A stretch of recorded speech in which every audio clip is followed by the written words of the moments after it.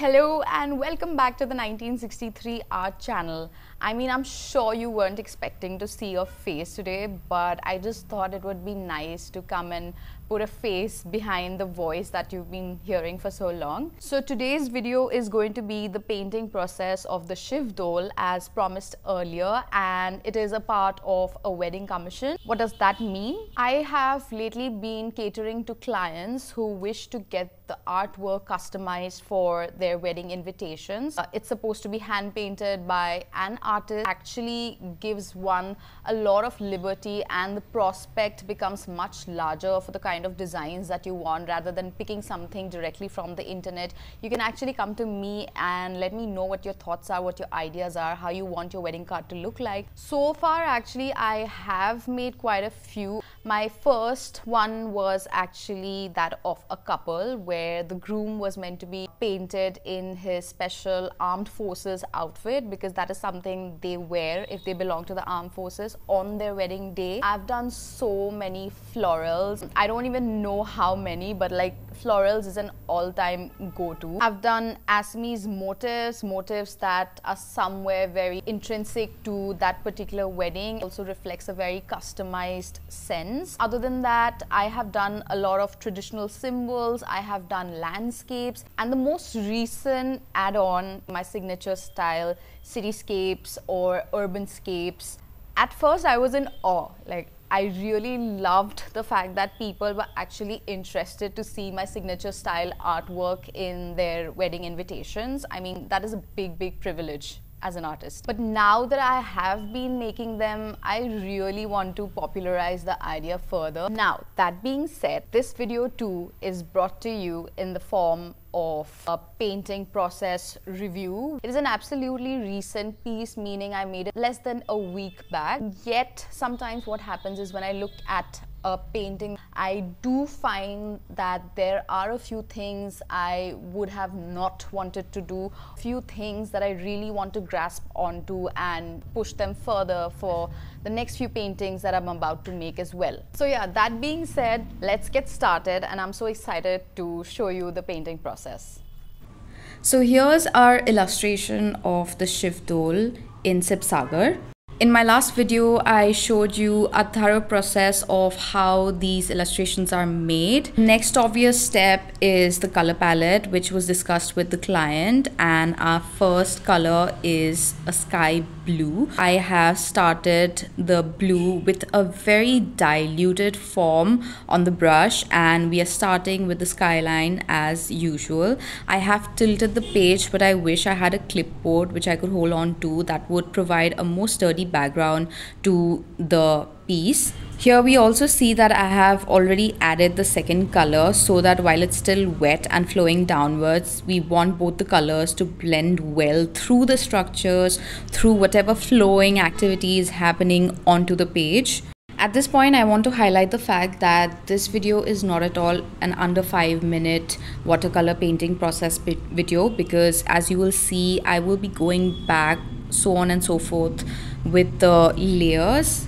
In this palette, I also had a darker shade of the green that I introduced before on the sky.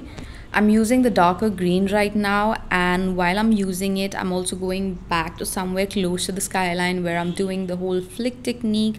So far, I think it has been pretty alright. Unfortunately, what I realized eventually is that the blue is a very light color in contrast to this red that I'm about to introduce right now. I just wish I had followed what I keep preaching, which is having all my colors ready and also having multiple brushes ready. You just saw that I mixed the red color, right? So far I still think it is going pretty alright. The red in comparison is not just a bright color, it was also heavily pigmented, which I did not hate at all. But as far as I remember, I know while painting that I did not prefer this dark form of the red, but I think it was doing pretty alright. What I would suggest is, if you were to introduce a dark pigmented color like this onto your skyline, then go for more water, less pigment. Since the idea of shadow is very limited when it comes to the sky, I believe the darker shades need to sort of flow downward, and that is where I wish to keep them concentrated. even then I feel it still is following that rule a little bit. So here's the second layer, because as much as I understand myself, I definitely felt that the blue was sort of being undermined a little bit by the darkness of the red. But if you notice, you will also see that the red that is beginning to dry up right now has actually come up really muted. At this point, I'm mixing the already created red with a little bit of burnt umber, and that sort of creates the second layer. We are revisiting the painting at this point with this darker shade that I've created, and as you can see, the painting is not yet completely dried. It's still sort of moist, and that is primarily because I wanted this pigment to get diluted with the background colors that are already there on the paper. My only regret would be having used the red a little too much. I would have wanted not to use it as much, and the areas especially on the background shouldn't have had the red. Mixing it with the darker shade of green that we have on our palette, and that beautifully creates another color which is a blend of both the existing colors, and that way it does not look completely off. It is something that fits very well onto the palette. As usual, we are visiting with the darker colors onto the shadow areas of the painting. If you remember, in the previously uploaded videos, I had introduced the idea of a twist color. So in this case, we can call our red the twist color. And if you remember correctly, I also did mention that you do not use the twist color in abundance, because that sort of ruins the whole painting.